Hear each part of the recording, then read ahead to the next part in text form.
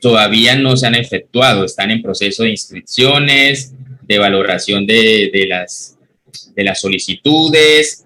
El 20 de diciembre sale como tal el resultado definitivo de los que se van a trasladar, pero hasta el próximo año, en enero, es que se va a saber realmente, o que se van a ejecutar como tal los traslados, aunque la resolución va a estar lista desde este año en diciembre hasta el próximo año es que se van a llevar a cabo los traslados y los actos administrativos, porque recordemos que los que somos provisionales, si es del mismo ente territorial, pues nos va a tocar firmar el traslado también a nosotros, porque tenemos que irnos para el lugar de donde viene el docente en propiedad, que deja una vacante definitiva en propiedad.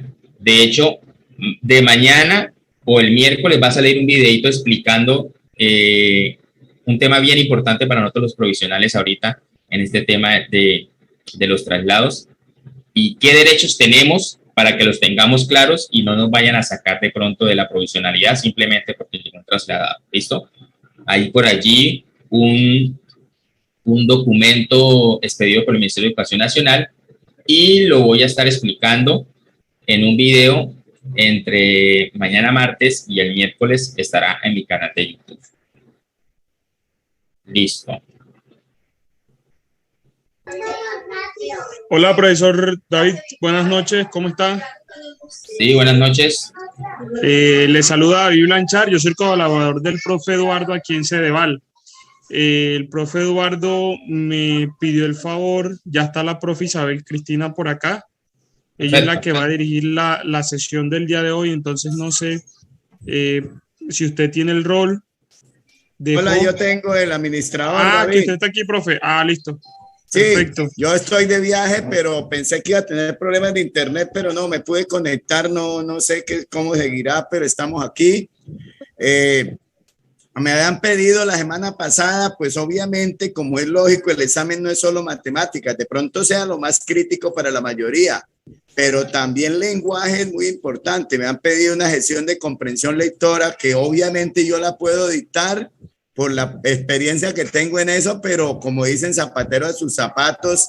Qué bueno que la profesora Isabel Cristina, que es experta en el tema y sabe mucho más de eso que yo, nos puede acompañar hoy. Entonces ella con mucho gusto también hace, yo le dije que el curso era gratis, entonces ella pues obviamente con mucho gusto les va a colaborar y pues ella está, yo ya le di el rol, no sé David, si quiere le doy rol a usted, David Blanchard. Vale, listo, profe. Yo no sé si la profe, antes de comenzar la sesión, profe, me regala 5 minuticos para explicarles un momentico lo que bueno, vale, habíamos hablado, profe, ¿vale? Sí. Pero usted está de coanfitrión, David. Sí. Sí, profe, creo que usted me puso ahorita, pero usted me dice aquí en la CID no...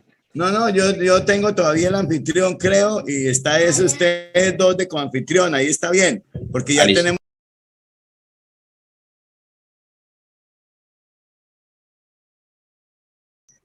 Isabel, sí, la profe Isabel está de señor, estoy de coanfitrión. Bueno, entonces estamos los cuatro, ya no hay problema, yo estoy de administrador, ustedes están de coanfitriones, si yo me salgo, queda uno de ustedes, no hay problema, entonces... Listo. Yo de todas maneras voy a permanecer, estoy grabando. Yo ya les dije ahorita que estaban menos personas, estaban 100 y pico. Yo les dije, pues una buena noticia, que yo no entregué la sala. La sala se me vence hoy, pero yo no la entregué porque me puse a pensar, pues lo que hay que pagar, sí hay que pagar como $500,000, pero vale la pena porque son muchos los que se benefician. Y esa plata, ¿de dónde la sacamos? Pues esa plata la sacamos de las ventas que hagamos el otro año, de cursos, de materiales, de pruebas. Ya empezaba a funcionar porque algunos profesores me recomendaron y ya me han llamado de colegios. Me han llamado, mire, a mí me dijo alguien que está haciendo el curso que ustedes venden, entonces vea que ya me sirvió. Con solo eso que hagan ustedes, profesores, que nos recomienden nuestro trabajo, con eso ya está más que pago. Más que pago, entonces con mucho gusto lo haré. Eso me hizo pensar que no debería desactivar la sala. Entonces la sala de 1000 va a estar durante todo el mes de diciembre. No para conectarnos todos los días, De pronto lo haremos 2 veces por semana y el resto estudian ustedes y lo haremos para resolver dudas, para hacer un trabajito en las noches, por decir algo, martes y jueves, ¿sí? Por decir algo, el lunes no, fin de semana, el viernes no, entonces lo podemos hacer martes y jueves durante el mes de diciembre, no sé qué les parece. Entonces, me parece que por mí no hay problema, yo lo hago con mucho gusto y ya le digo, hacemos el curso hasta en el mes de diciembre, seguimos gratis. ¿Sí? Hay otras actividades que el profesor programa de los simulacros y eso del profesor David, esas sí tienen costo, obvio que son unos costos muy cómodos, ¿no? Muy, muy módicos, que obviamente todo tiene su gasto, todo tiene su costo. Pero no es este curso, porque yo vi ahorita que alguien preguntaba, ¿y dónde hay que pagar para seguir? Entonces, las otras actividades ya les informarán cuánto se paga y en qué consiste. Nosotros lo que vamos a hacer en diciembre es gratis. Si en enero hacemos algo pago, con gusto les avisaremos. Con gusto les avisaremos. Mientras tanto, la buena noticia es que esta sala va a estar activa durante todo el mes de diciembre y podemos hacer algunos tallercitos, así sea 2 semanales.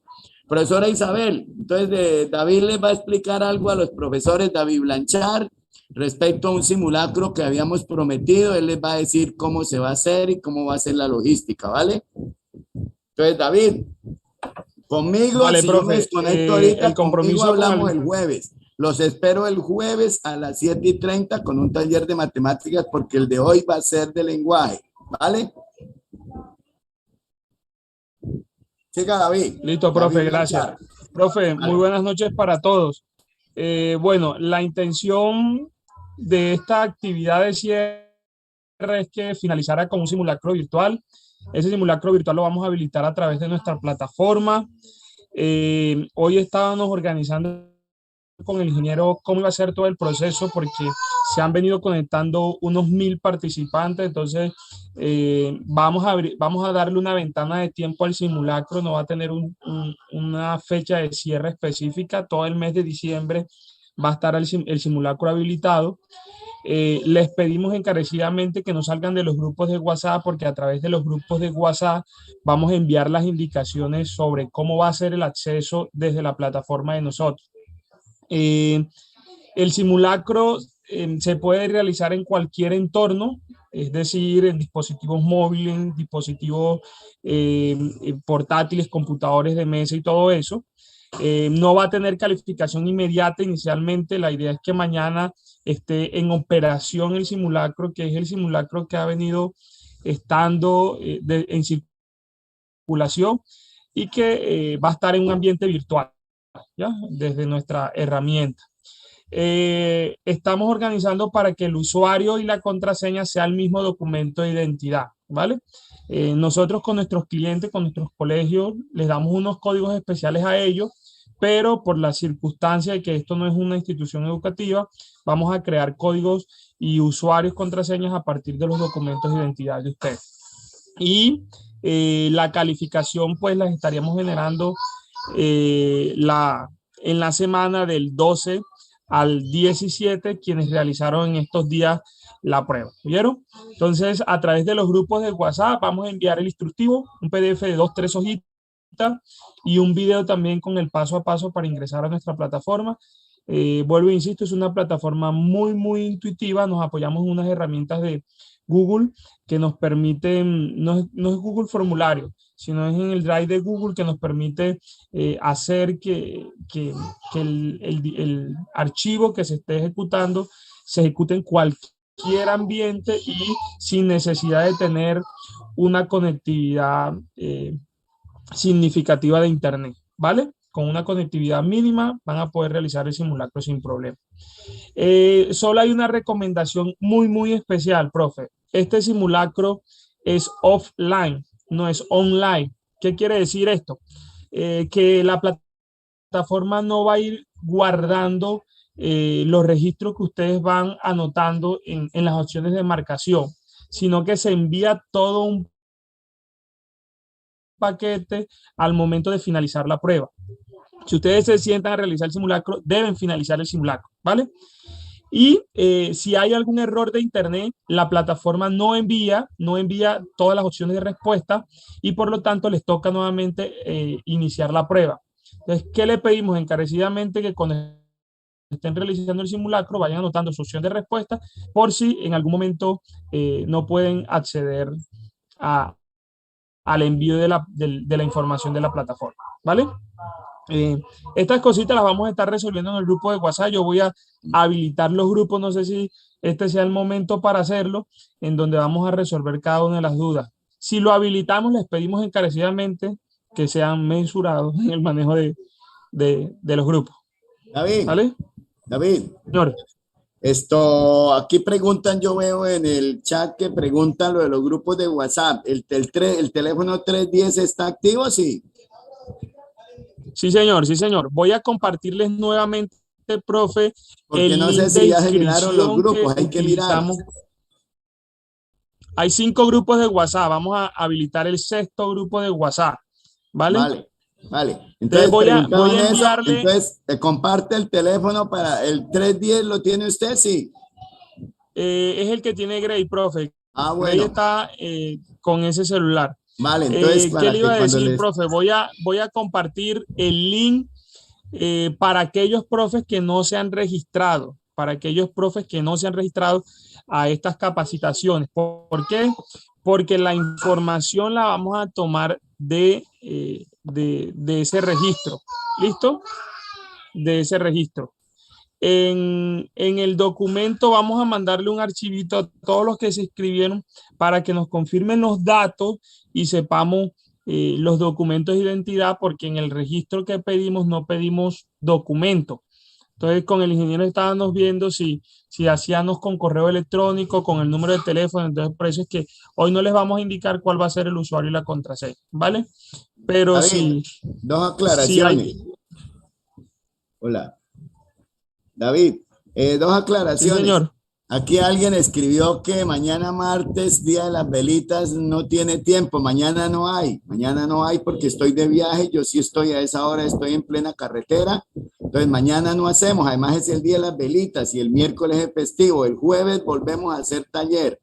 O sea, hoy y el siguiente es el jueves. El jueves a las 7:30, entonces se conectan. Yo estaré ahí, ya estaré en la casita tranquilo. Otra aclaración. El simulacro que van a presentar es un simulacro nuestro que ya lo liberamos en las redes, entonces es muy probable que algunos lo conozcan. Entonces no importa que lo conozcan, hagan de cuenta que están contestando un examen, el concurso y contesten el simulacro a conciencia. Es el mismo simulacro que ha rondado en las redes, entonces repito, no se extrañe que cuando aparezca ustedes digan ya lo hemos visto. Ese que está circulando en las redes, ese simulacro de 100 preguntas, es un simulacro nuestro. Entonces lo vamos a hacer virtual para que puedan entrenarse, ¿vale? Bueno, entonces dejamos a la profesora Isabel. Profesora Isabel, si quiere, preséntese. Trabaja con nosotros, muy buena docente, experta en lo que es comprensión lectora, profesora obviamente de lenguaje. Entonces ella se presentará y le dirá qué vamos a hacer. Muy buenos días, buenas noches para todos. ¿Cómo se encuentran? Mi nombre es Isabel Cristina Ocampo, soy maestra de lectura crítica de lenguaje, pues especialista en pruebas estandarizadas para la evaluación de competencias comunicativas. Pues el profe Eduardo me ha invitado el día de hoy a que me una a este esfuerzo de formación para todos ustedes, maestros y maestras, que se han unido ¿cómo se dice? Muy alegremente, pues, a recibir estas capacitaciones. Pues, maestros, una maestra más, al igual que ustedes, con un poquitico de experiencia, como les digo, en esta parte de las pruebas estandarizadas, en lectura crítica sobre todo, y pues que está a su servicio, ¿cierto? Para lo que ustedes necesiten. Entonces, voy a explicarles un poquito cuál es el objetivo de la prueba de lenguaje o de la competencia de actitud verbal o como se llamaba en algún momento, pues es como, pues ustedes saben que es una genérica de las evaluaciones, una genérica de la evaluación, ¿cierto? al igual como lo es matemáticas, la prueba de lenguaje pues es la segunda competencia genérica que todas las carreras, por así decirlo, que opten por, o todos los licenciados que opten por un nombramiento en el concurso, pues necesitan aprobar, ¿verdad? Entonces quiero contarles un poquito de qué se trata la prueba, cuáles son los contenidos que ella contiene y cuáles son, por así decirlo, los principales elementos o herramientas a considerar para tener un buen resultado en la misma. ¿Listo? Por aquí me dicen algo de la cámara, don Eduardo o David. A Saraya Esprilla le gusta controlar su cámara. ¿Qué le pongo? No sé. ¿Declinar? Profe, yo veo bien la cámara. Sí, ok, bueno. Sí, porque había un mensajito por acá. Bueno, entonces, como les decía, maestros, pues abierta a todas las preguntas que ustedes tengan y pues desde mi experiencia poder colaborar en este curso. Voy a comenzar a compartir en estos momentos la pantalla para que comencemos a empaparnos del trabajo, ¿cierto? Me dicen si ya están viendo mi pantalla, maestros. Por favor, me lo dejan saber. Sí, señora. Bueno, entonces quiero hablarles un poquito de lo que es la prueba de lenguaje o de actitud verbal o como la prueba saber lo llama ahora y como la prueba del concurso docente lo llama también, es la prueba de lectura crítica, por así decirlo. La lectura crítica como tal, queridos maestros, es una habilidad que todos tenemos que desarrollar, ¿verdad? Lamentablemente nosotros como colombianos y desde cualquier rol que nosotros ejecutemos, pues no es un hábito para nosotros la lectura, ¿cierto? Entonces cada vez que nos dicen que tenemos que leer o que tenemos que introducirnos dentro de un texto, pues siempre está como esa presión, como esa fuerza, como, ay, qué pereza, o como que ojalá sea corto, ¿verdad? Para que nos rinda, ¿cierto? Porque no es nuestra cultura, nosotros lamentablemente no somos un país lector, ¿cierto? Pero ya que no tenemos formado el hábito, pues vamos a tratar de identificar cuáles son los principales tips a tener en cuenta para poder que esa lectura nos fluya, ¿verdad? Entonces, por aquí me encontré una frase, ¿cierto? Que me pareció muy al lugar para el trabajo del día de hoy, que dice así, si usted puede leer bien un párrafo, puede leer bien un capítulo, porque un capítulo no es más que una colección de párrafos. Y si puede leer bien un capítulo, puede leer bien un libro, porque un libro no es más que un conjunto de capítulos, ¿verdad? Entonces, es como esa invitación, ¿no? De ir de lo más pequeño a lo más grande para poder cogerle como amor, cogerle como encanto a todo lo que tiene que ver con la parte de la lectura. En la prueba nosotros no solamente vamos a encontrar textos continuos, que quiere decir que son textos que van a tener una secuencia de lectura para poder ser comprendidos, sino que también vamos a tener textos discontinuos, tales como caricaturas, infografías, podemos encontrar también carteles, podemos también encontrar afiches, ¿cierto? Que nos permitan también encontrar un mensaje dentro de ellos. Y pues la reina de esta tipo de prueba siempre va a ser la señora Mafalda, ¿verdad? Que es, por así decirlo, uno de los íconos más representativos de lo que es el lenguaje, del lenguaje figurado y del lenguaje implícito y de la lectura crítica como tal, ¿verdad? Para tener en cuenta dentro de la prueba, ¿verdad? ¿Qué debemos tener en cuenta? Que pues esta prueba evalúa el desarrollo del pensamiento crítico en todos nosotros a través del ejercicio de la lectura crítica, ¿verdad? Y cuando nosotros hablamos del pensamiento crítico, hablamos de esa capacidad que tenemos para pensar, ¿cierto? Pero no esa capacidad de pensar que tenemos desde un punto de vista solamente plano, sino que es la capacidad mental que tenemos de relacionar todos los conocimientos que llegan para nosotros. Yo en algún momento les decía a los jóvenes o a otro grupo de maestros que tuve hace tiempo que nosotros a veces no tenemos conciencia del eco que tienen los conocimientos en nuestra cabecita. Por ejemplo, nosotros tenemos un concepto aprobado y sistematizado en nuestra cabecita sobre una temática como, por ejemplo, la globalización. Cuando tenemos ese conocimiento ya asentado en nuestra cabeza y si queremos llevarlo al nivel de pensamiento crítico, podemos hacerlo de la siguiente manera: comenzar a tejer relaciones de ese solo concepto con todo lo que para nosotros puede ser significativo. Entonces podemos hablar de la globalización a nivel social, a nivel político, a nivel económico, a nivel Latinoamérica, cómo afectó en el pasado, cómo afecta en el presente, cómo va a afectar en el futuro. Cada vez que nosotros hacemos un ejercicio de interrelación de conceptos, estamos desarrollando pensamiento crítico y es un buen ejercicio para llegar a tener una buena lectura crítica, ¿verdad? Que es la capacidad que tiene el lector a partir de un análisis profundo de un texto para dar cuenta de las relaciones entre los discursos y las prácticas socioculturales, ¿listo? Entonces tenemos un texto, ¿cierto? Y ese texto tiene una razón de ser y de estar, tiene una intención comunicativa, tiene un propósito claro, y nosotros, al ser lectores críticos y al tener desarrollado un pensamiento crítico, vamos a ser capaces de identificar el por qué está allí, ¿verdad? ¿Cuáles pueden ser las posibles preguntas que alrededor de ese texto puedan salir para nosotros, ¿verdad?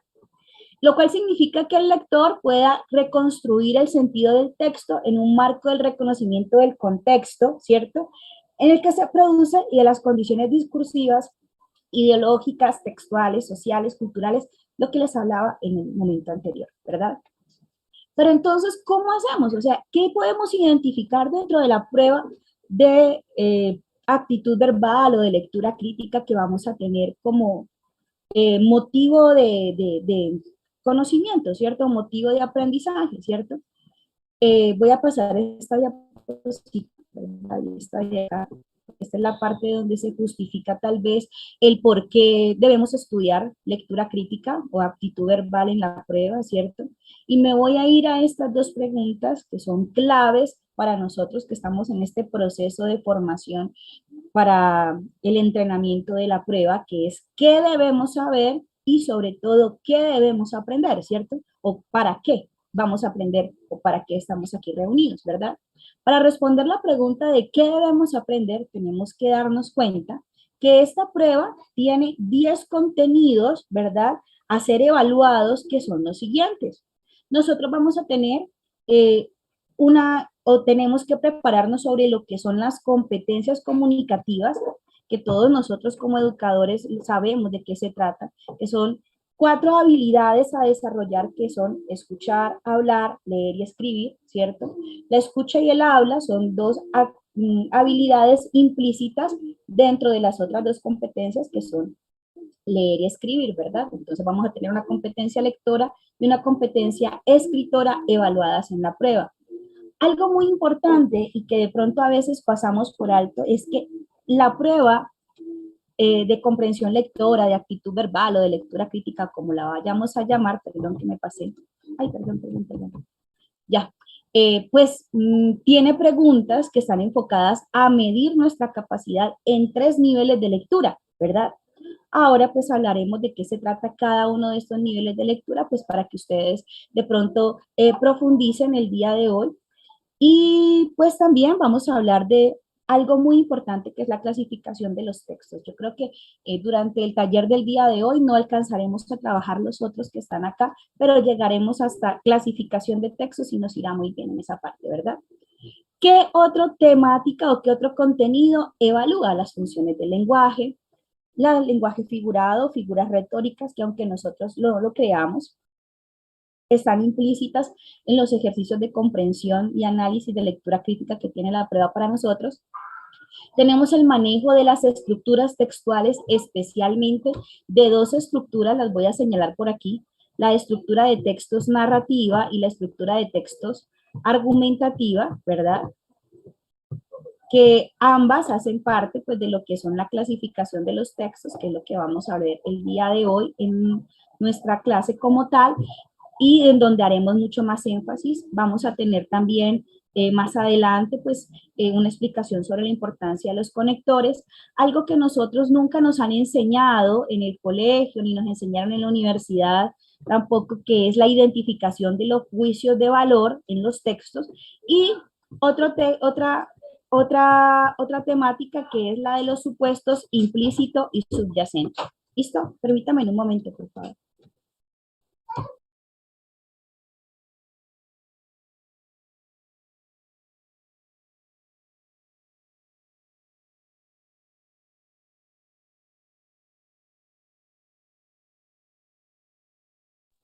Qué pena, pero es que por acá hay como una caravana y ahí no sé si alcanzan a escuchar como una sirena, entonces por eso apagué la cámara un momentito y el sonido. Espero que no cause interrupción para nosotros en este momento.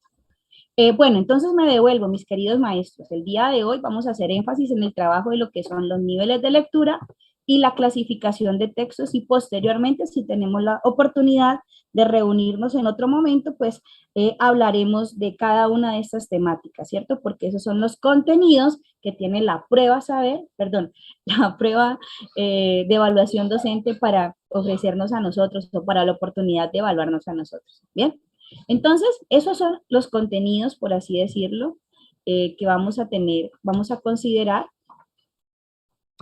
Y entonces también vamos a hablar, perdón, vamos también a hablar de, acuérdense que teníamos otra preguntita que es qué debemos saber y la otra es qué debemos aprender, ¿cierto? Que es el desarrollo de estas habilidades, ¿cierto? Cuando nosotros logramos manejar esos contenidos, somos capaces de leer comprensivamente, somos capaces de conceptualizar sin ayuda del diccionario, a identificar con facilidad las tipologías textuales, a caracterizar los textos, a inferir, que es una super habilidad que nos desarrolla el pensamiento crítico, que en otras palabras sería el suponer. Seríamos capaces de analizar, de argumentar, de proponer hipótesis coherentes, de concluir, reflexionar y recomendar. Ojo con esto, maestros. La prueba que nosotros vamos a presentar, ¿cierto? Tiene un gran componente de evaluación del desarrollo de la competencia propositiva, porque nosotros como maestros estamos en la capacidad o debemos estar en la capacidad de recomendar, de concluir y de analizar situaciones problemáticas en donde esta competencia debe ser una de las más fuertes que podamos tener nosotros, ¿listo? Entonces, voy a comenzar a hablarles un poquito de lo que es los niveles de lectura para que lo manejemos. Hasta ahora hay preguntas, maestros.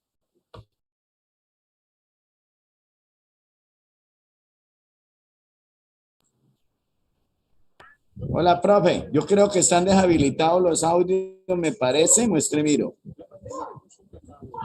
Sí, profe, están deshabilitados. Si quiere los habilito un ratico. Pues sí, maestro, me parecería bueno para saber. Vale. Ahí están habilitados. Sí, señor. Buenas noches. Todo claro, Buenas profe. noches. Todo claro, profesora. Sí, no hay pregunta. Todo claro, muchísimas gracias. Todo muy claro, profe. Bien, vale. Clarísimo, gracias. Todo muy claro. Entonces, como les decía, ¿cierto? Este desarrollo de estas habilidades, maestros, es tan importante y sobre todo darle a la parte de la competencia propositiva es uno de los aspectos que más evalúa la prueba, ¿cierto? La capacidad propositiva que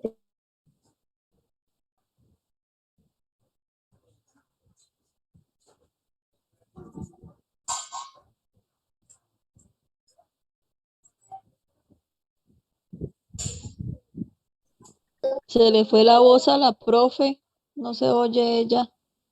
¿Ya me escuchan? Ya la escuchamos. Ahora Ya me sí. escuchan. Bueno, listo. Sí, profe, ya se escucha. Ok, muchas gracias, maestro. Les decía, ¿cierto? Que Profe, yo le hago una preguntita. Dígame, señora. Allí en cuanto dice suponer, ¿verdad?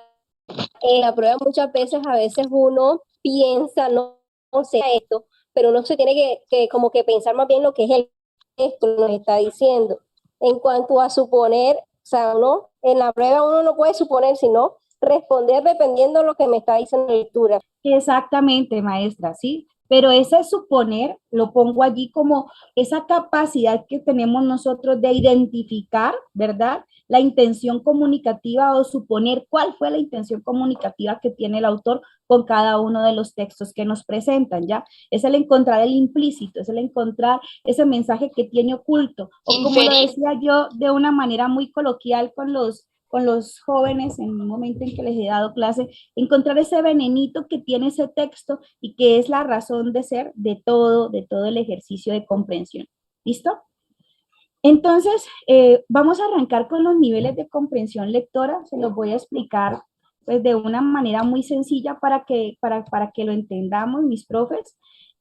porque nosotros a veces creemos que la prueba todo es igual, ¿cierto? Que es pareja, que todas las preguntas son iguales y no es así. Las pruebas no todas tienen la misma intención, todas no tienen el mismo valor así a nivel, por así decirlo, de puntaje, ¿sí? Para que pues me entiendan de alguna manera. No tiene los mismos puntos o no se evalúa de la misma manera porque se evalúa dependiendo del nivel de lectura que quiera evaluar. Nosotros vamos a tener 3 niveles de lectura, ya les voy a comenzar a compartir pantalla nuevamente, ¿sí? Me dicen si ya la están viendo. Mi pantalla otra vez. Sí, ¿verdad? profe. Bueno, entonces voy a hablarles y les voy a explicar esto de una manera muy sencilla para que ustedes logren entender, ¿cierto? Los niveles de comprensión, ¿cierto? En los que quiere ubicarnos la prueba, por así decirlo, son 3, ¿verdad? Y como son niveles, los voy a dibujar como si fuesen escalones, ¿verdad? Las preguntas de la prueba van a tener o van a estar enfocadas para saber si usted está en un nivel 1, en un nivel 2 y en un nivel 3, ¿verdad? Voy a explicarle de qué se trata cada nivel. El primer nivel de lectura, mis queridos maestros, es un nivel de lectura que si se supone que nosotros hemos pisado una escuela secundaria, que si nosotros tenemos lo básico para leer, estamos en él, ¿verdad? Este nivel se denomina nivel interpretativo literal, ¿verdad? Y como su nombre lo indica, ¿cierto? Vamos a encontrar preguntas cuyas respuestas se encuentran de forma literal en el texto. Con solo leer el texto vamos a tener ese contenido, ¿verdad? ¿Sí? Por eso les digo, es una pregunta de nivel 1, es una pregunta que más o menos puede costar 3 puntos por cada una, ¿cierto? Pero si tenemos un ejemplo, tenemos 10 textos, ¿verdad? Para evaluar, tenemos aproximadamente entre 7 y 10 textos para evaluar esta competencia lectora. Digamos que de estos 10 textos nos pueden salir aproximadamente unas 15 o 16 preguntas, ¿cierto? Que correspondan a este nivel interpretativo literal. ¿Qué preguntas me pueden salir dentro de este nivel? O les voy a dar un ejemplo coloquial, ¿cierto? Me pueden hablar de cuáles son los personajes o cuáles son los sujetos que intervienen en dicha problemática o en qué lugar se desarrolla el evento que nos están describiendo en el texto. ¿Dónde vamos a ver esa respuesta? De forma literal, el texto nos va a dar la respuesta como tal, ¿verdad? ¿Sí? Es la típica pregunta de comprensión lectora que ponemos en lengua castellana cuando decimos ¿en qué lugar se desarrolla el cuento de Caperucita? Y ustedes dicen el bosque, ¿cierto? Obviamente, pues no vamos a tener un texto como el de Caperucita para interpretar, sino que vamos a tener un texto que gire pues dentro del entorno de educación o dentro del entorno de lo que son las políticas educativas o dentro de lo que son problemáticas que tengan que ver con lo social, lo cultural o lo político, ¿verdad? Pero esas preguntas van a estar encasilladas a que haciendo una buena lectura, ¿sí? Del texto, encontremos como para subrayar la respuesta del mismo, ¿verdad? Esas son las preguntas del nivel interpretativo literal. Estas preguntas no las podemos perder. Estos punticos que nos aportan no los podemos perder porque solamente haciendo una buena lectura lo podemos encontrar, ¿verdad? Pero todas las preguntas no están ubicadas en este nivel. Vamos a tener también preguntas de un nivel 2, ¿cierto? Este nivel 2 es realmente mi favorito. Yo pienso que cuando nosotros conquistamos el nivel 2 de lectura, ¿cierto? Podemos decir que somos unos verdaderos pensadores críticos, que en nuestro cerebro de verdad se están realizando muchas interconexiones neuronales y que de verdad estamos yendo por el camino de avance en el desarrollo de nuestro pensamiento. Este nivel es el que todos nosotros conocemos con el nombre de nivel inferencial de lectura, ¿cierto? Pero ¿qué es inferir, mis maestros? Inferir es encontrar, ¿cierto? ¿Cuál es la verdadera intención comunicativa que tiene un autor a la hora de poner un texto, ¿verdad? El nivel inferencial es un nivel que te permite suponer, encontrar el implícito, nos permite analizar, nos permite reflexionar, nos permite recomendar, ¿cierto? Poder encontrar ese tipo de habilidades dentro del lenguaje. Ojo, ¿Cuáles pueden ser preguntas de este nivel? Porque el enfoque de nuestro entrenamiento es volvernos tan perspicaces a la hora de la identificación de las preguntas que nosotros ya sepamos hacia dónde va, ¿cierto? Hacia dónde va y saber hacia qué parte del texto podemos ir con más asertividad. Una pregunta de este nivel inferencial es algo como lo siguiente. Esta pregunta pienso que nos ha acompañado durante toda nuestra vida como maestros o como estudiantes, ¿verdad?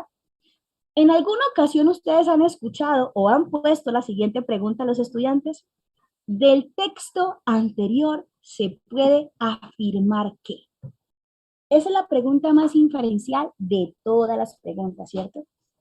Cuando te están pidiendo que extraigas una afirmación de un texto, es porque eres capaz no solamente de entender la parte interpretativa, sino que eres también capaz de extraer el pensamiento central, intención comunicativa o como lo llamo yo de forma coloquial, el venenito que tiene el texto, ¿sí?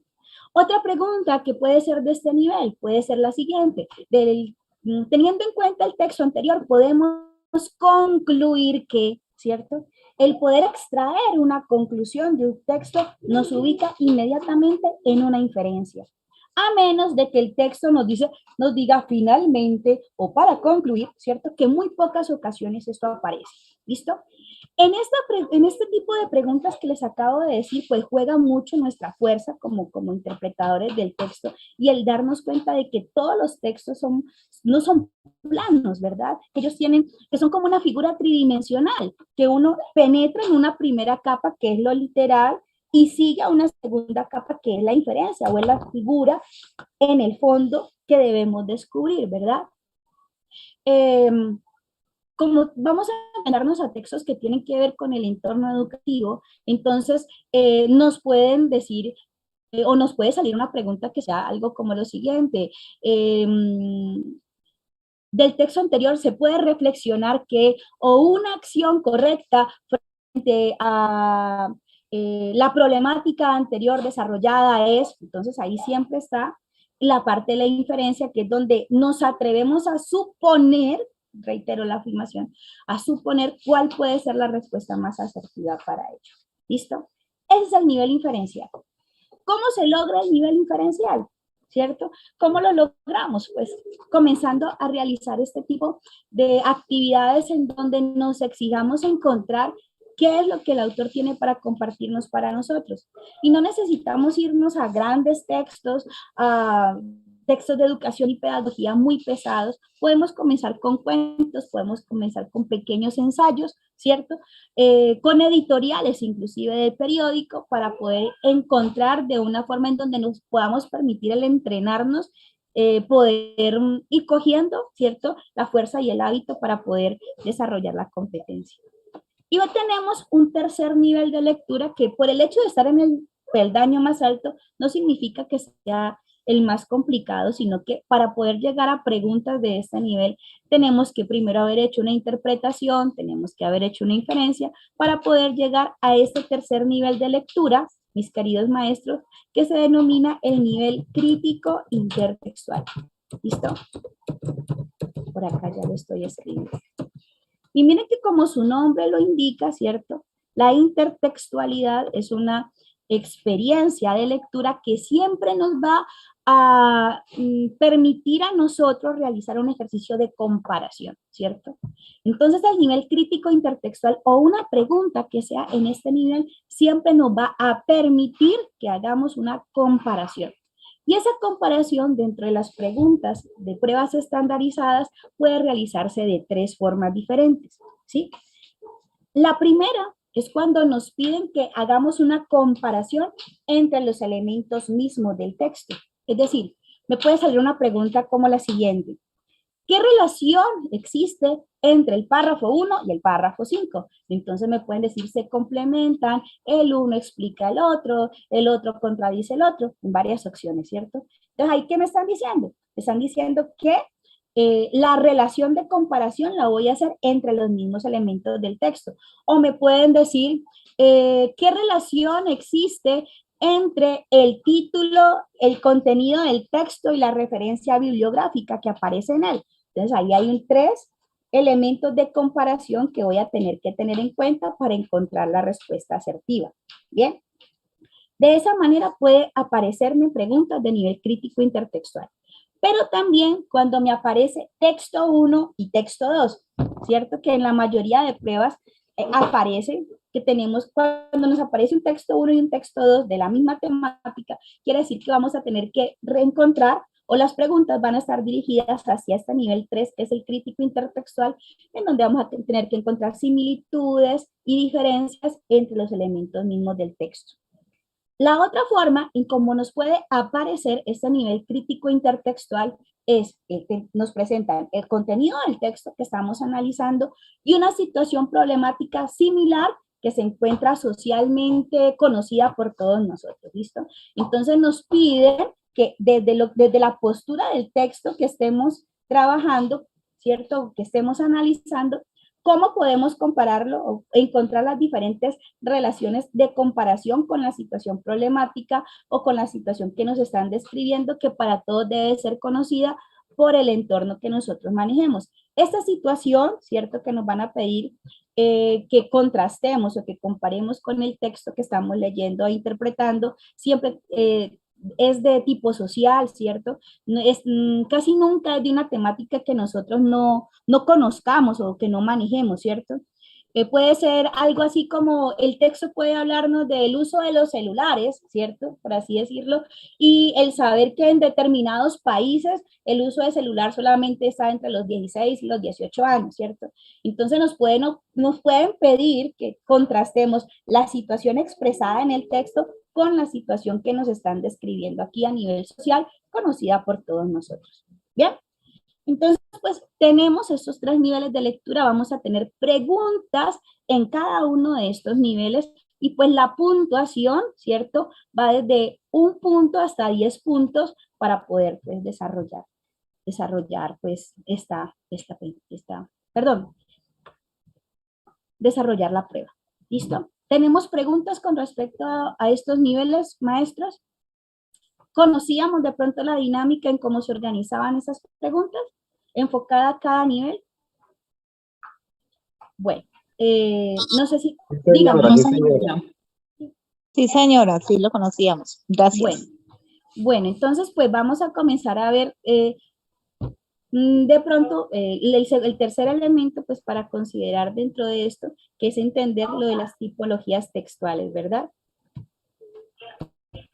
Pienso y pues aquí está desde el ICFES qué significa cada una de estos niveles, que se los expliqué de una manera muy coloquial, ¿cierto? Porque de pronto, pues, como hay algunos que lo sepan, hay otros que de pronto lo han olvidado, no lo tienen de pronto muy presente porque no pertenecen, pues, al contexto de la educación, pues, me pareció acertado de pronto compartírselo de esta manera, ¿cierto? Con los 3 niveles que para el ICFES y todos los estudiantes que vayan a presentar esta prueba, pues, se da de esa manera. ¿Listo? Y pues, mis queridos maestros, pienso yo desde mi conocimiento de la prueba, que el secreto para ser asertivos, para poder ir a la fija, ¿cierto? Para poder desarrollarnos bien en cualquiera de estos niveles de lectura, es poder identificar cuáles son las características propias de cada estructura de texto. Entonces, para esto, pues nos vamos a devolver por allá a la época en la que estábamos en el bachillerato, en donde las maestras nos hablaban de la clasificación de los textos. Y lo primero que tenemos que recordar es que los textos, ¿cierto? En estos momentos los vamos a clasificar en 2 familias. La familia de los textos académicos, ¿cierto? En donde vamos a ubicar todos los textos informativos, todos los textos expositivos y todos los textos argumentativos. Y vamos a también a clasificarlo en otra segunda familia, ¿cierto?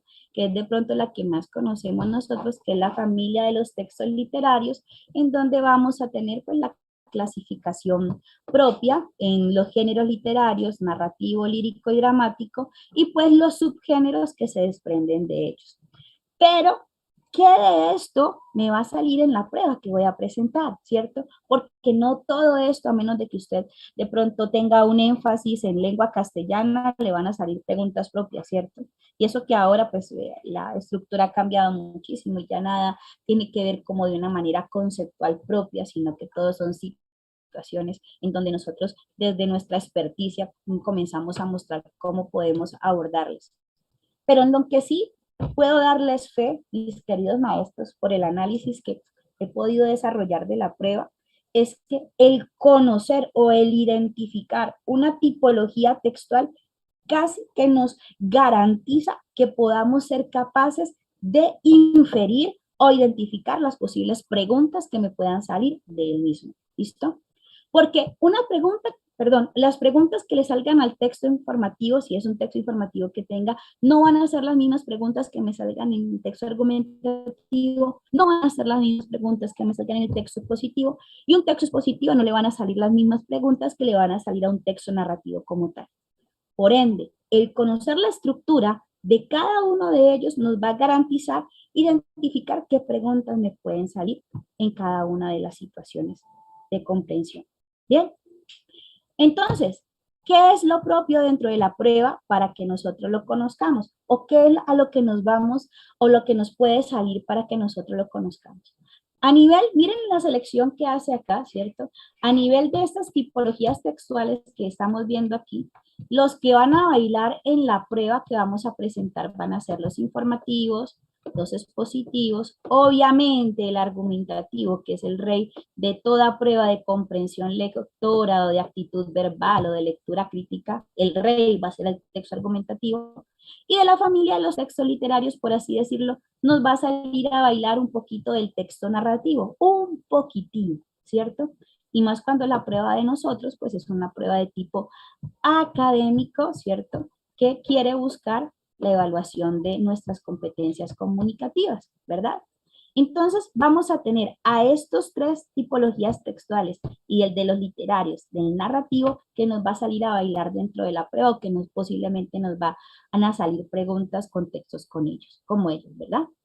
Entonces, miremos al lado de acá la siguiente diapositiva en donde mirábamos o vamos a mirar qué tipos de textos me pueden aparecer. Entonces, para los informativos, ¿cierto? Ahí tenemos la característica propia de él, es que siempre nos van a explicar un tema, un procedimiento o una situación y sobre todo me van a dar información. Entonces voy a encontrar noticias, notas de enciclopedia, artículos periodísticos, afiches, circulares y cartas. Ojo maestros con esto, que quiero subrayarles aquí, que quiero que tengan en cuenta es que dentro de los textos informativos, por esta clasificación que tenemos aquí, vamos a encontrar todos los que son o todos los textos discontinuos, ¿verdad? O lo que para el ICFES en este momento se determina como texto discontinuo, ¿verdad? Caricaturas, afiches, carteles, infografías van a estar dentro de esta clasificación de texto discontinuo, ¿bien? Vamos a tener también, pues obviamente, me imagino que nos irán a salir más o menos unos 2 textos narrativos, ¿verdad?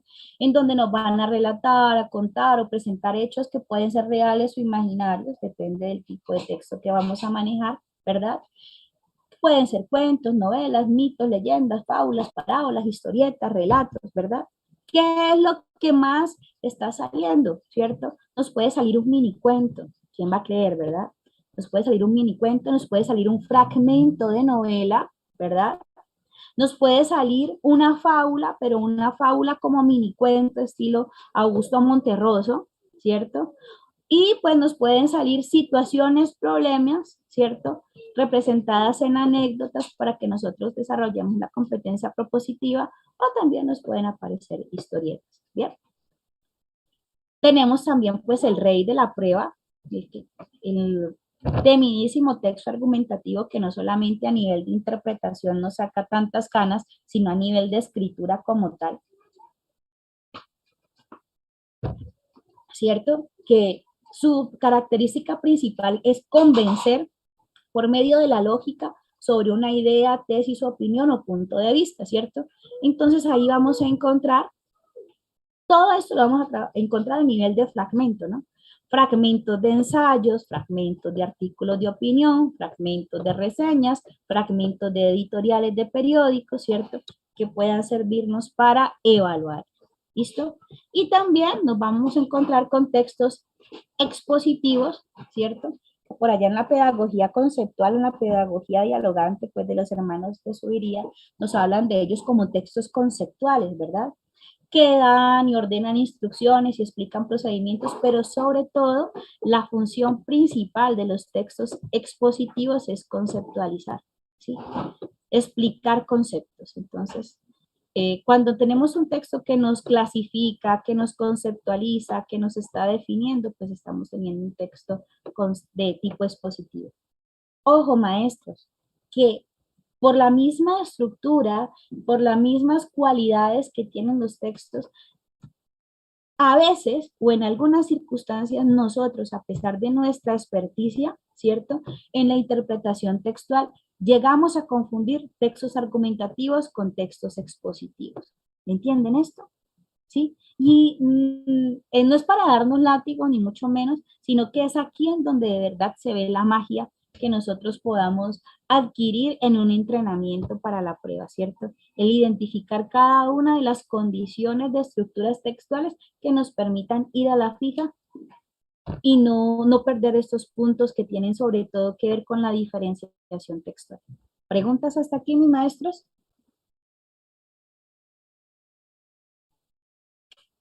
Nada. Bueno, entonces, sigamos entonces. No sé si hablamos un poquito de la estructura argumentativa y comenzamos a hacer ejercitación.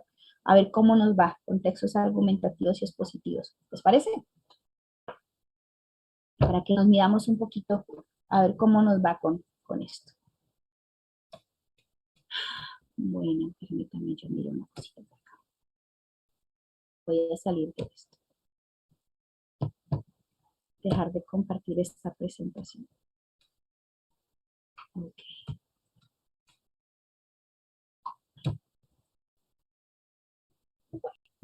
Si estoy hablando muy rápido, me dicen, porque yo tiendo a hablar muy rápido de las cosas y a veces como que enredo. Bueno, vamos a dar un recorderis entonces de cuáles son las, gracias, de cuáles son las características. Vamos a irnos por la cabeza, nos vamos al texto argumentativo como tal, ¿verdad? ¿Sí? Y vamos a mirarnos cómo nos va frente a esto del texto argumentativo, qué es eso que tiene y cómo nos aparece en la prueba y bueno, cómo vamos a comenzar a darle candela a él, ¿verdad? Cómo vamos a comenzar a darle candela a ese texto argumentativo. Ay, maestros, mira la hora que es, yo llevo casi una hora hablándoles ya, pura carreta, Dios santo, por Dios, el tiempo se va impresionantemente rápido. Bueno, permítanme un momento. Voy a utilizar la presentación para darles, yo a veces tengo las diapositivas listas y prefiero hacer mis mamarrachos, pero bueno, voy a enfocarme en la que aquí ya tengo una lista y sobre esa la manejo.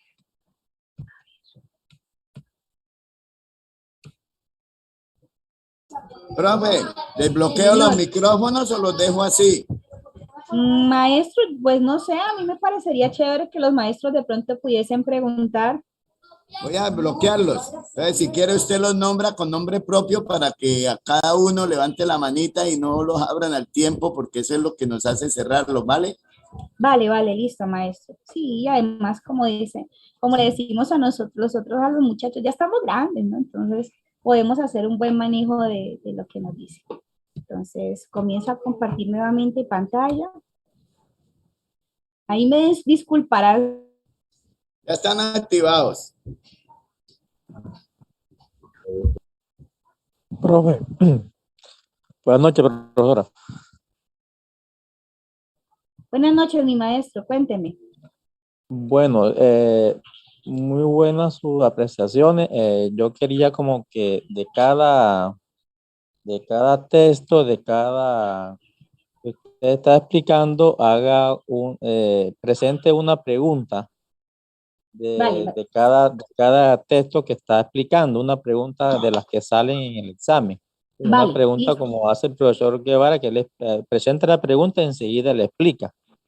Bueno, ¿qué vamos a hacer? Dime. ¿Qué vamos a hacer? Pues como les digo, quiero que hablemos de cada una de las estructuras. Hoy no vamos a alcanzar a hablar de todas, ¿cierto? Vamos a hablar, por ejemplo, de la estructura de donde más va a salir material, que es la estructura argumentativa, y pues basándonos en esta estructura argumentativa, pues les voy a presentar unas preguntitas que pueden aparecernos dentro de la prueba, ¿listo? Entonces voy a sacar por aquí una diapositiva. Me dicen si ya estoy compartiendo. Profe, buenas noches. Buenos días, buenas noches. Buenas noches, profe. Muchas gracias de antemano a usted y al profe Eduardo, al profe David, por las capacitaciones. En mi caso particular, tengo muchas dificultades con las analogías, profe, muchos videos, muchas cosas, pero la verdad no puedo con eso. No sé si de pronto vayamos a ver cómo abordar una analogía. Sí, vamos a trabajar también a pesar de que he analogías visto más muchos adelante. videos, Pero ¿por qué no se sé cómo adelantan? manejarlo. Ella está hablando de un tema. Sí, claro, vamos a tener, si Dios permite, la oportunidad de trabajar con las analogías, ¿cierto? Y como les decía, las analogías son... No estoy opinando, pero es que ella está explicando un tema y preguntan de otro tema si ella va a empezar a trabajar en preguntas de texto argumentativo para que Suspenda los audios. Suspenda los audios. Parece que no estamos grandecitos, como dijo la profe. Sí, profe, toca cerrar los audios.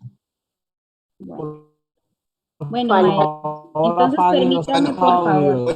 Voy a cerrar los audios y al final lo prendemos otra vez, ¿vale? Vale, vale. profe. Gracias. Un poco loco. Ahora sí. Bueno, maestros, entonces les decía, pues vamos a tener la oportunidad, como les digo, en una sola sesión de 2 horas, pues para mí es muy difícil lograr explicarles pues todos los elementos que tiene, ¿cierto?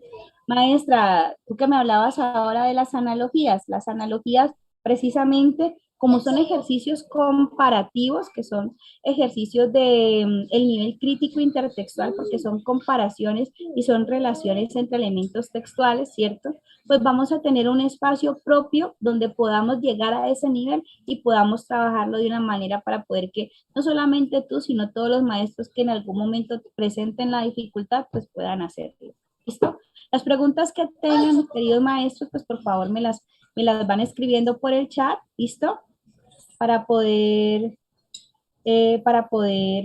tratar de explicárselas, ¿listo? Ustedes están viendo por acá, es mi querido hijo, ¿cierto? Que quiere mostrar una nave. A ver, hijo, muéstrame tu nave. No es una nave, es un robot que Ah, hice. es un robot, está muy hermoso, mi amor. Ahora me explicas cómo funciona, ¿listo? De la gana que tenemos de hacer las cosas bien, ¿listo? Bueno. Bueno, maestros, entonces quiero hablarles de la estructura semántica argumentativa, ¿listo? ¿Qué es argumentar, maestros? Argumentar, mis queridos maestros, es tener la capacidad de sustentar, ¿cierto? Por medio de razones, de explicaciones, de ejemplos, un pensamiento que es de tipo subjetivo, ¿cierto? Se lo voy a explicar a mi manera, ¿cierto? Y como si lo estuviera haciendo para chicos de secundaria, porque ¿saben cuál es el pecado más grande? Nosotros los educadores, el pensar que porque ya tenemos o ostentamos un título de educación superior, ¿cierto? En cualquier nivel, tenemos todo aprendido. Entonces yo prefiero devolverme a la génesis del asunto, en donde de verdad nosotros teníamos cómo aprender a hacerlo para poder que desde allí comenzamos a pulir el diamante, por así decirlo. Cuando uno llega a la universidad, maestros, los profesores dan por hecho que usted sabe escribir textos argumentativos, entonces te ponen de esta conferencia un ensayo, de esta conferencia o de esta película o de este artículo, por favor, tienes que hacer una reseña crítica, entonces ahí es donde uno dice, oh, por Dios, pero ¿cómo se hace esto? Entonces comienza aquí a referenciar, que comienza a mirar allá de donde copia y pega, ¿cierto? Pero la verdad, nos cuesta muchísimo trabajo el ejercicio de la producción textual. Y si nos cuesta trabajo el ejercicio de la producción textual, también nos va a costar trabajo el ejercicio de la interpretación textual de textos de tipo argumentativo. ¿Bien? Bueno, entonces, como les decía, entonces vámonos a la génesis, vámonos desde la explicación de qué es un texto argumentativo para que de ahí para allá pueda ser para nosotros mucho más comprensible un texto que nos aparezca con esta estructura y si de pronto también nos sirve, queridos maestros, en nuestros ejercicios de escritura para poder implementar un poquitico estos tips para poder mejorar nuestra producción, pues lo vamos a hacer. ¿Listo? Entonces hablemos, texto argumentativo, ¿cierto? Estructura textual argumentativa o macroestructura argumentativa, como la diría por allá el señor Teun Van Dyck, porque todo esto de las macro, las micro y las superestructuras textuales, pues tiene su razón de ser en la teoría del señor Van Dyck, ¿cierto? Pero como no nos vamos a ir a esa teoría, que de pronto ya nos va a sacar canas verdes, vámonos a la práctica. ¿Qué es lo que tenemos que saber de la estructura semántica? Por aquí con la tilde. Semántica argumentativa. ¿Listo? ¿Qué es eso, cierto? La estructura semántica argumentativa no es otra cosa que un texto argumentativo. ¿Bien? Un texto argumentativo puede ser, como lo vimos en la diapositiva anterior, un ensayo, un artículo de opinión, un artículo científico, una reseña crítica, un editorial de periódico, ¿sí? Todos ellos son textos argumentativos.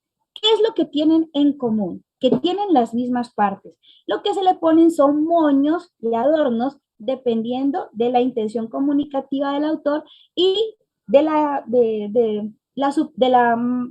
estructura, de la macroestructura que lo acompaña. ¿Bien? Permítanme una cosita acá. Sí, claro, maestro. Claro, claro. La señora Adriana me está diciendo que en biología se trabaja con esa clasificación, claro. En biología se trabaja sobre todo con clasificación, con 3 tipos de texto, maestra. Trabaja con textos expositivos, porque nos van a explicar o exponer conceptos propios de la ciencia, con textos argumentativos tipo artículos científicos, ¿cierto? Que obviamente van a ser argumentativos, y nos van a trabajar con textos de tipo discontinuo, tales como infografías, carteles, ¿cierto? Entonces, va muy al lugar lo que usted está diciendo. ¿Listo? Bueno, entonces, vámonos con el más duro, ¿cierto? Con el más duro de entender. Si nosotros somos capaces de identificar las partes de eso en un texto, maestro, lo demás va a ser para nosotros mucho más fácil.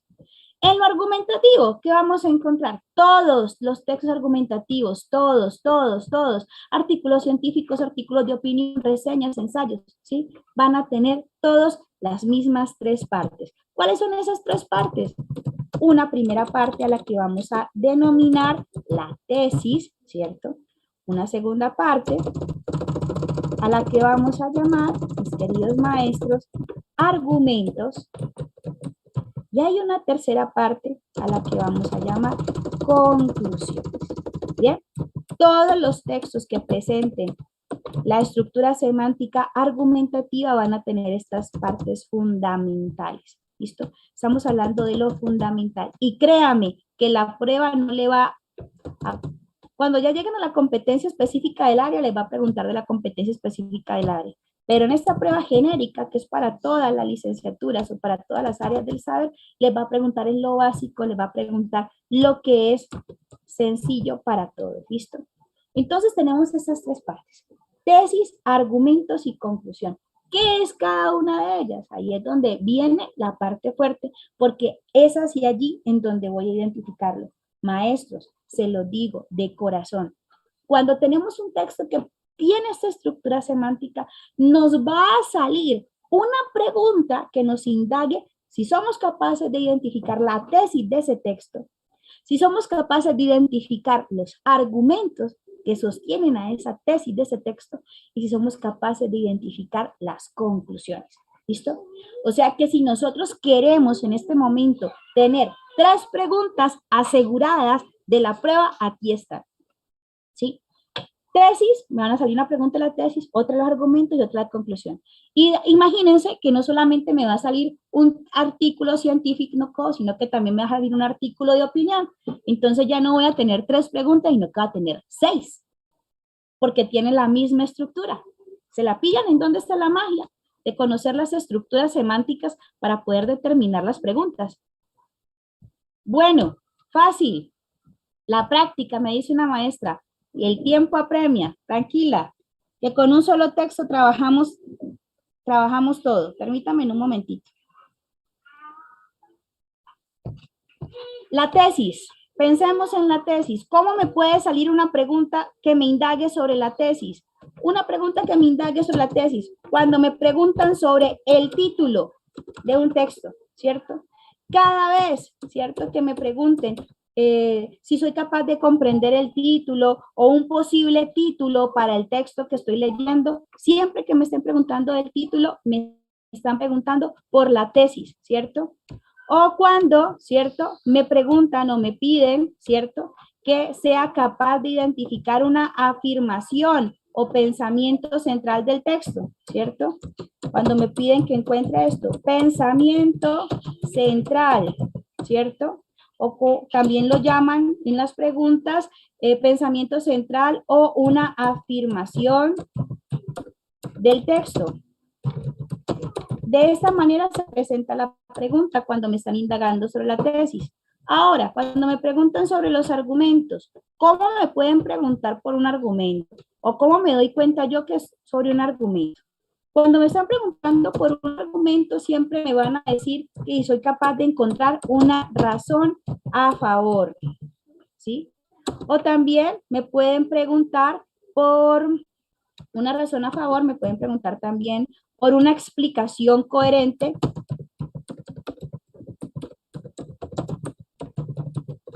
¿Sí? O me pueden preguntar por una causa, una posible causa de la situación anterior es, ¿cierto? Expresa en el texto es, ¿cierto? ¿Sí? De esta manera me pueden estar preguntando o simplemente cuando me preguntan el porqué de una... Porque siempre que yo respondo el porqué estoy argumentando sobre algo. ¿Cómo me pueden aparecer las conclusiones? Aquí está. ¿Cómo pueden aparecer las conclusiones? Cuando me piden que sea capaz de identificar una recomendación, cuando me piden que sea capaz de identificar una reflexión, cuando me piden que sea capaz de encontrar una propuesta de solución que corresponda a la situación del texto, me están pidiendo que identifique una conclusión del texto argumentativo. ¿Bien? O, pues, si aquí tenemos en los argumentos las causas, pues también en las conclusiones, pues vamos a tener los efectos. ¿Bien? ¿Listo? Bueno, entonces vamos con... ¿Por qué en algunas explicaciones del texto argumentativo hablan de la antítesis? Sí, pero no nos lo muestran en el mismo texto. Cuando nos preguntan de la antítesis o un pensamiento que pueda contradecir la tesis, es para que quieren garantizar, ¿cierto?, que nosotros hayamos identificado el pensamiento central. Entonces, si tenemos identificado el pensamiento central, pues vamos a ser capaces de una manera u otra de identificar cuál no es el pensamiento central o cuál fue una idea contraria a la que nos están compartiendo. Bueno, entonces voy a dejar de compartir esta diapositiva para irme a la de un ejemplo que tengo por acá. Hay un texto que habla de un tema medioambiental, para que nos vayamos por algo sencillito, ¿bien? Ay, Dios. Bueno. Vámonos con un texto que nos hable de una problemática medioambiental.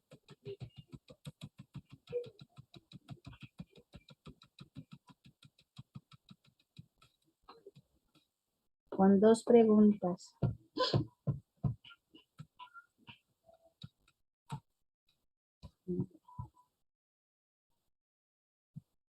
Por aquí, argumentativo es como defensa de algo, sí, es como la forma de sustentar o dar veracidad a un pensamiento, ¿verdad? Comienzo a compartir pantalla en estos momentos, me dicen si ya están viendo. ¿Sí? Bueno, vámonos con este texto. ¿Listos? De este texto solamente hay 2 preguntas, pero entonces está un poquito largo. Y tenemos que primero que todo acostumbrarnos a que nos van a salir 2 preguntas y textos súper largos para solamente 2 preguntas. Entonces ahí es donde vamos a tener que fortalecer nuestra comprensión. ¿Listo? Ese texto se denomina la contaminación marina. Se los voy a leer rápidamente.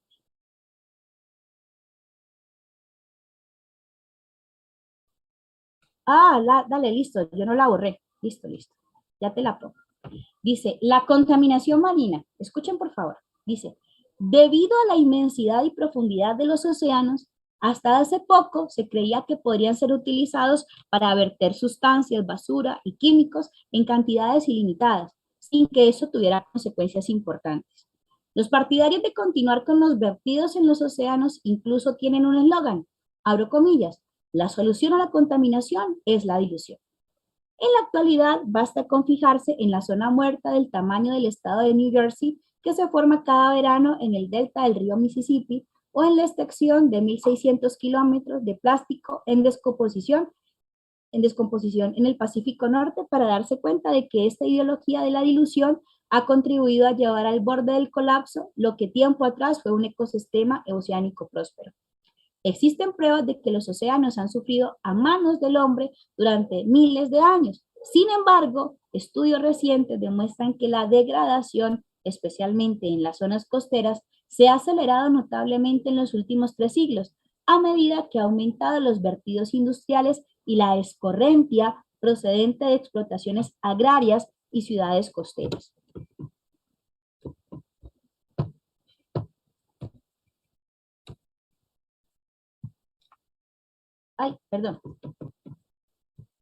Perdón, maestros. Continúo con la lectura. Algunos de los contaminantes más comunes derivados de la actividad humana son los plaguicidas, ¿cierto? Fertilizantes químicos, detergentes, hidrocarburos, aguas residuales, plásticos y otros sólidos. Muchos de estos contaminantes se acumulan en las profundidades del océano, donde son ingeridos por pequeños organismos marinos, a través de los cuales se introducen en la cadena alimentaria global. Los fertilizantes ricos en nitrógeno que utilizan los productores agrícolas en zonas de interior, por ejemplo, acaban en las corrientes, ríos y aguas subterráneas locales y más tarde se depositan en los estuarios, bahías y deltas. Este exceso de nutrientes puede provocar un crecimiento masivo de algas que consumen el oxígeno del agua, lo cual genera zonas en las que no puede haber vida marina o apenas existe. Los científicos han descubierto 400 zonas muertas con esas características por todo el planeta. Los humanos comienzan a percatarse de la insostenibilidad de la filosofía de la dilución. Muchas leyes nacionales y protocolos internacionales prohíben en la actualidad el vertido de sustancias nocivas en los océanos. Si bien su aplicación es a menudo incierta, se están creando santuarios marinos con el fin de mantener ecosistemas marinos pristinos. Asimismo, se están llevando a cabo iniciativas aisladas que han logrado cierto éxito en la restauración de estuarios y bahías. ¿En dónde me doy cuenta de que el texto es de tipo argumentativo? Miren que hay una referencia bibliográfica por acá, ¿cierto? Que me dicen que es tomado y adaptado de National Geographic.es/medio ambiente/contaminación marina, no sé qué, ¿verdad? O sea que ese es un artículo científico. Y si es un artículo científico, pues obviamente es un texto argumentativo. Si es un texto argumentativo, tiene tesis, tiene argumentos y tiene conclusiones.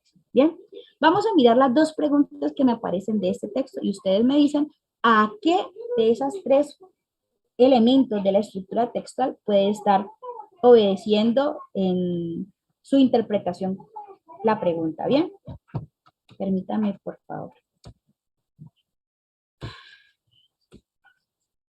Ah, bueno, miren tan chévere esta pregunta. Me dice, de acuerdo con el texto, ¿cuál es la causa inmediata de las zonas muertas en un océano? Si me está hablando de la causa, mis maestros, ¿de qué parte del texto argumentativo me está pidiendo que dé razón la pregunta? Los veo por el chat con sus respuestas. ¿De qué parte del texto? Argumentos, obvio, ¿sí? Argumentos, ¿cierto? Es el argumento. Entonces, se las voy a lanzar para votación, mis queridos maestros, para que ustedes encuentren la respuesta correcta, ¿cierto? ¿Listo? Me están preguntando por los argumentos. Entonces me dice, ¿cuál es la causa inmediata de las zonas muertas en un océano? Teniendo en cuenta el texto anterior. A, el exceso de nutrientes. B, la ausencia de oxígeno. C, la ausencia de vida marina. O D, la presencia masiva de algas. Vamos a ver cómo van esas votaciones. A ver. ¿Por qué no han respondido mis maestros? Si están respondiendo, ¿sí les aparece? ¿O se las lanzo nuevamente?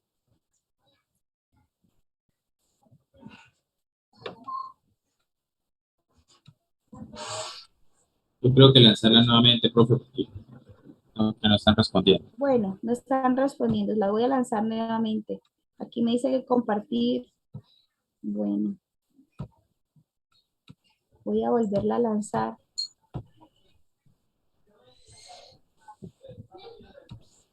Bueno, ay, caray. Listo, ahora sí. Ahora sí, sí. Ya despego. Me están preguntando por el argumento. Profe, esto sería bueno volver a poner el texto en la parte pertinente porque aquí algunos están escribiendo el mensaje. Ya se los voy a poner.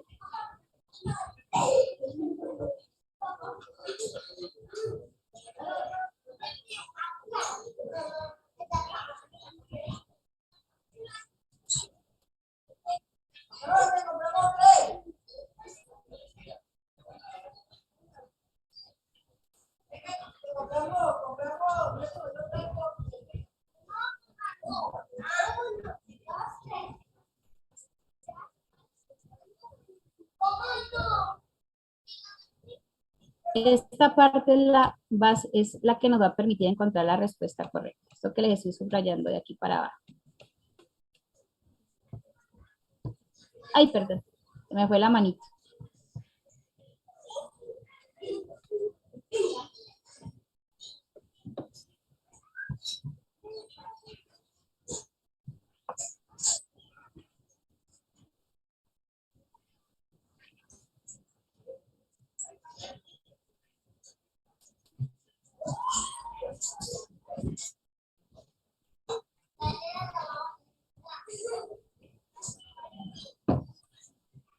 Bueno, vamos a ver cómo va esa votación.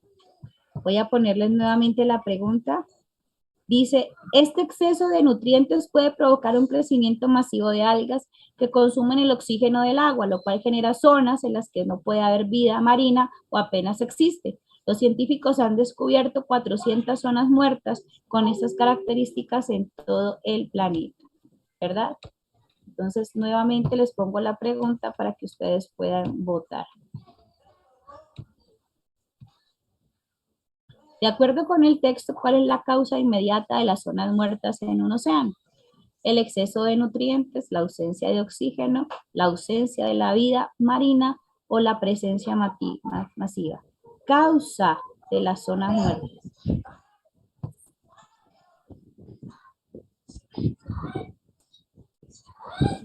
Ajá.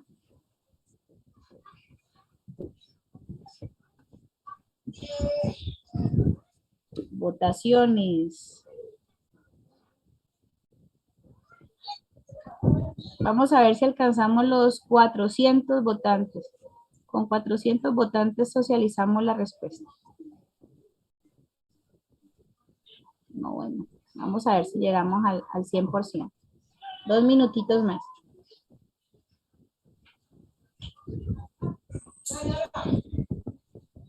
Y ese comportamiento en la respuesta está parejísimo.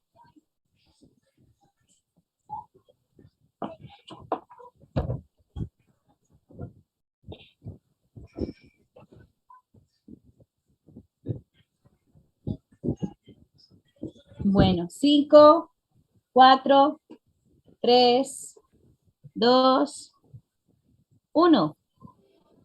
Finalizamos votación en estos momentos, maestros, con 433 votantes, ¿cierto? Compartimos los resultados. ¿Lo están viendo? De esta pregunta es la opción C. Es la opción C. ¿Qué me dice? ¿Cuántos puntos vale esta pregunta? También es importante que es darnos cuenta. Ay, perdón. Dejé de compartir. Parece.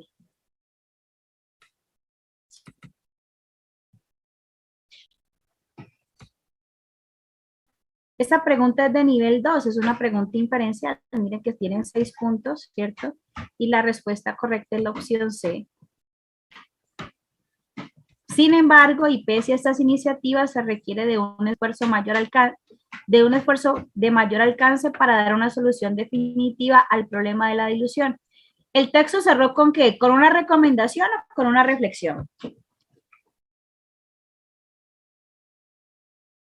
¿Recomendación o reflexión?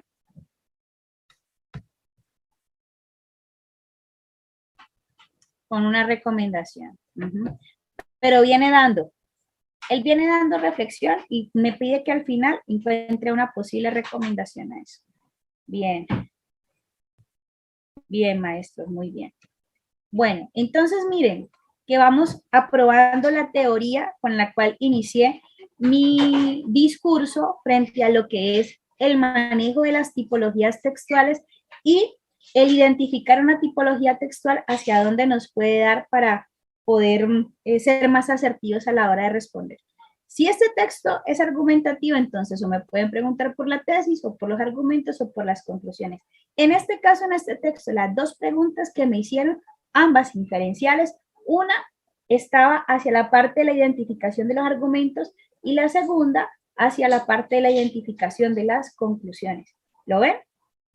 Y es así, con cada texto podemos ver eso. No, Luis dice, ¿siempre tiene que ser recomendación seguida de reflexión? No, eso varía porque no hay algunos textos que no dan recomendaciones, simplemente dejan para que la gente reflexione y lo que me piden es sacar una propuesta o una recomendación o por el contrario me muestran recomendaciones y lo que me piden es reflexiones. Eso depende del estilo que esté manejando el autor del texto, ¿cierto? No tiene injerencia. La recomendación siempre es una propuesta. Siempre es una recomendación, siempre es una propuesta para contribuir a la mejora de una problemática. Catherine me dice que no entiende el uso del conector, sin embargo. Cuando nosotros tenemos conectores de contraste en un texto argumentativo, ¿cierto? Hablo propiamente del texto argumentativo, ¿sí? No necesariamente, si es de oposición, ¿cierto? Me está diciendo que es una idea diferente, que es opuesta, pero, ¿cierto? Miren, aquí lo estoy utilizando yo, el conector, pero no necesariamente que sea opuesto a lo que me está diciendo que lo anterior es válido o inválido, ¿me entiendes? Porque las dos cosas pueden ser válidas. Que la una no puede estar de acuerdo con la otra, sí, pero ambas son válidas. Por eso pongo el conector de contraste. ¿Listo? Por eso pongo el conector de contraste. Usted es el que determina si esto es válido o esto es válido. ¿Sí? El conector de contraste lo único que hace es mostrarle las dos ideas en contraposición. ¿Verdad? Bueno. Vamos con un último texto, también es de tipo argumentativo, permítame. Vamos con este, también es obviamente de tipo argumentativo y pues es de una temática también de tipo social.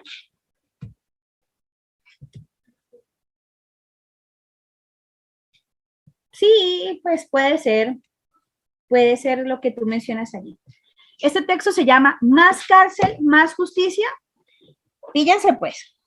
Dice, la Asociación Nacional de Instituciones Financieras, ANIF, en el editorial de su revista Carta Financiera de septiembre de 2013, plantea tácitamente, píllenlo aquí de una vez, plantea tácitamente, ¿qué es lo que nos está diciendo allí? Que está en la inferencia, ¿cierto?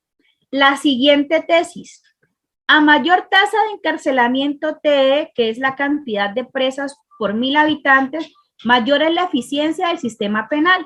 El editorial no desarrolla en detalle la tesis, pero es la conclusión que se desprende de que al hablar de la debilidad de la justicia colombiana, remita a un gráfico que compara la situación carcelaria de 3 países. Estados Unidos, al que califica de eficiencia alta, porque tiene una tasa, una TE de 503, Colombia, que sería de eficiencia baja, pues su TE es de 1170, y en la mitad Chile, que sería de eficiencia media, por tener una TE de 304. Estas cifras son discutibles, pues varias fuentes señalan que la TE de Estados Unidos es cercana a 700 y la de Colombia a 250, pero la tendencia presentada por la ANIF es correcta. La TE de Estados Unidos es altísima, la de Colombia es mucho más baja y la de Chile está en la mitad. ¿Significa eso que Estados Unidos tiene por ello un sistema penal más eficiente?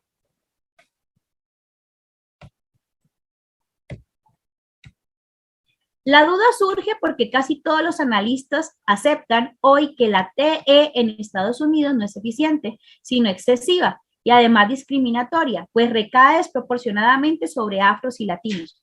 Y por eso hay esfuerzos serios por reducirla, no solo por el sufrimiento injustificado que provoca, sino también por sus enormes costos económicos.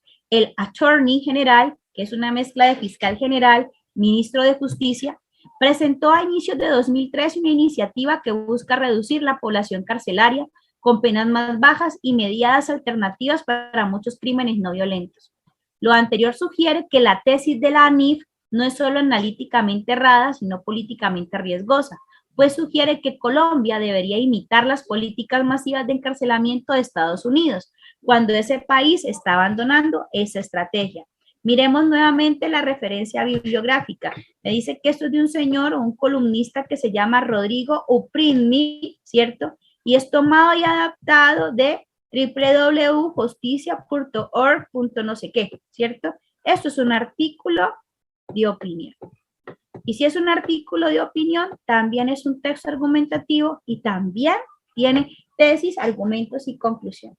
Aquí lo que me está diciendo él es, pille, la tesis está dada por el mismo texto, ¿sí? Aquí me está diciendo cuál es la tesis, ¿cierto? O qué es lo que él quiere que la gente opine sobre eso. Plantea tácitamente la siguiente tesis: a mayor tasa de encarcelamiento, que es la cantidad de presos por 1000 habitantes, mayor es la eficacia del sistema penal. Él quiere que pensemos sobre eso. ¿Será que a mayor personas encarceladas quiere decir que el sistema penal, ¿cierto?, es más eficiente? Entonces, él nos hace, porque es un artículo de opinión, nos hace pensar si lo que él está diciendo, ¿cierto?, o lo que él se está preguntando es verdad o no. Entonces, él comienza a hablar, comienza a argumentar. Esto, ¿cierto?, es posible o no es posible por esto, por esto, por esto. Y al final concluye desde su reflexión personal. Bien, vamos con unas preguntas.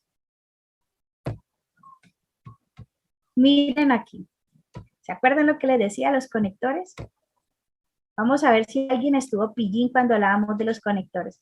¿Se acuerdan de qué? ¿Para qué me sirve este conector que estoy señalando aquí? Este conectorcito, pero es un conector de contraste, ¿cierto? Es un conector de contraste. Ajá, contradecir. Entonces, pero píllese, que como es un texto argumentativo, él tiene que mostrar las dos cosas, como les decía ahora. En el enunciado, pero la tendencia presentada por la ANIF es correcta. El término subrayado contribuye a. ¿Para qué me sirve el conector pero en este texto? A. Señalar la invalidez de una tesis posterior. O sea, me está diciendo que lo que sigue después de él no es válido. o refutar la validez del juicio previo, o sea que el pensamiento que hay antes de él no es claro o no es correcto, o relativizar la validez de una premisa posterior, o me está diciendo esto es relativo, ¿cierto? Es como consecuencia de esto, ¿sí? O me está diciendo o me está indicando la validez de una información previa. ¿Listo? Miremos en dónde aparece el conector pero para poder que miremos cómo se da la respuesta. ¿Listo?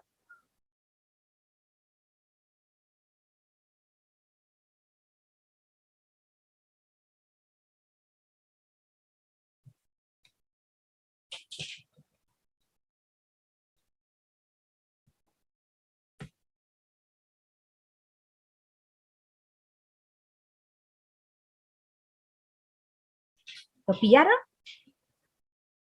Vamos con las opciones de respuesta para que vayamos a otra.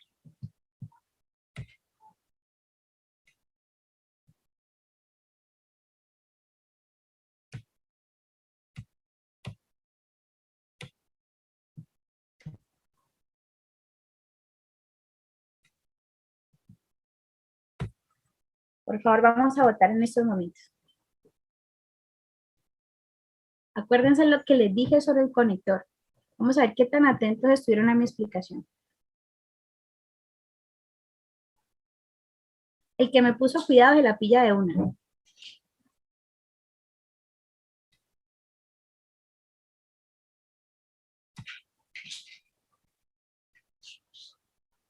Ok, Ángela, ya lo pongo.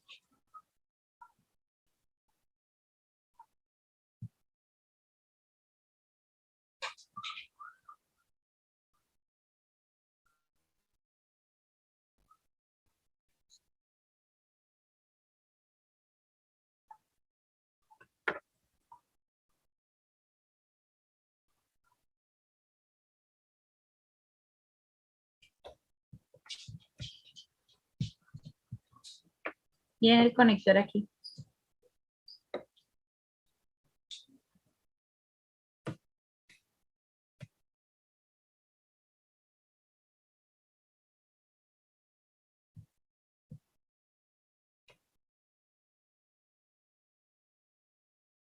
Willy ya se la pilló.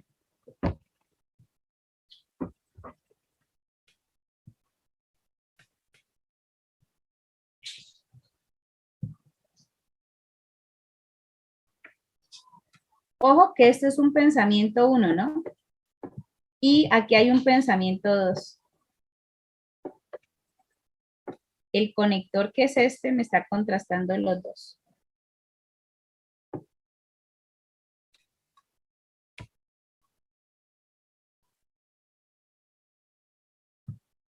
Voy a mostrarle las respuestas, las opciones nuevamente de respuesta.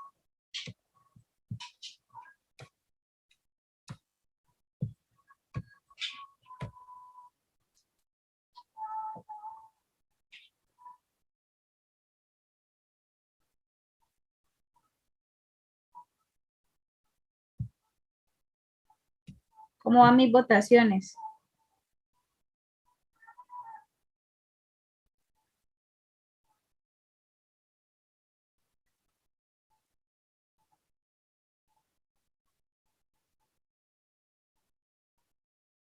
Estoy preocupada por algo, muchachos, de esa respuesta que están dando.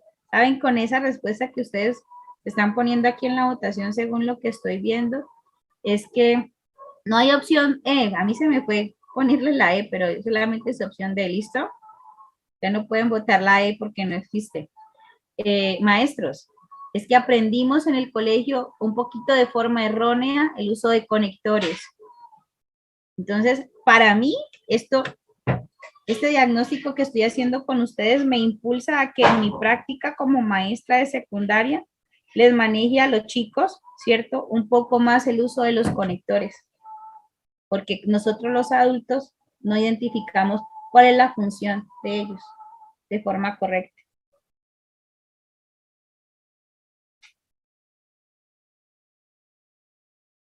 ¿Listo?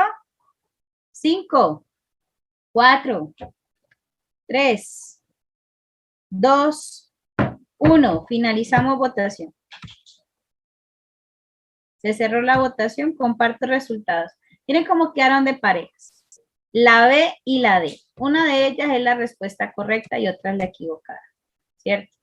La respuesta correcta, mis queridos maestros,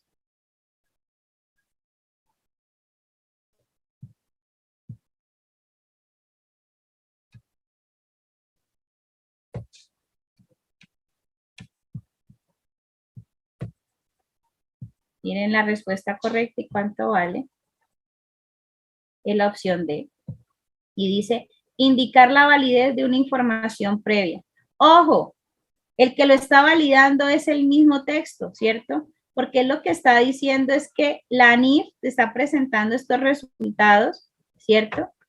Pero la tendencia presentada por ANIF, la ANIF es correcta. O sea, estas cifras son discutibles. ¿Cuáles? Estas cifras de acá arriba, ¿cierto?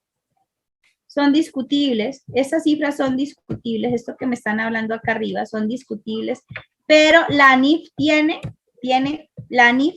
algo que es real y que es correcto, y es que Estados Unidos está por encima, Chile está en la mitad y Colombia está por debajo. Eso sí es correcto, ¿me entienden? A pesar de que la tesis que esté defendiendo acá arriba me está diciendo que no porque haya más personas encarceladas, la justicia es más eficaz. ¿Me entienden eso? Él está diciendo, no porque esto sea así, ¿cierto? ¿Sí? Quiere decir que haya más justicia. ¿Bien? Pero las cifras de esas estadísticas, de esos datos que me están diciendo son verdaderas. ¿Sí se la pilló? Estas cifras son discutibles, pues varias fuentes señalan que la T de Estados Unidos es cercana a 700 y la de Colombia a 250, pero la tendencia presentada por la ANIF es correcta. Está diciendo, lo que me dice anteriormente es cierto, no estoy de acuerdo, pero es cierto. Es algo como eso. ¿Listo? Entonces, nos podemos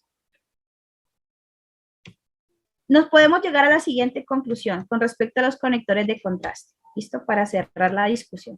Los conectores de contraste tienen como gran función en un texto decir o mostrar dos opciones de pensamiento, ¿sí?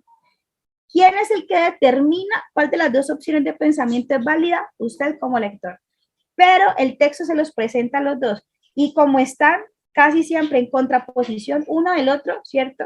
Depende de la óptica, de la forma como usted lo vea, de su forma de ver el mundo, con cuál de los dos se va. El conector lo único que hace es contrastar la información. Es como si tuviésemos una balanza, para que lo entendamos de esa manera, como si tuviésemos una balanza y ambos pensamientos pesaran una libra, ¿cierto? ¿Quién es el que escoge cuál de los dos coge? Usted, pero ambos pesan lo mismo. Es algo como eso, la función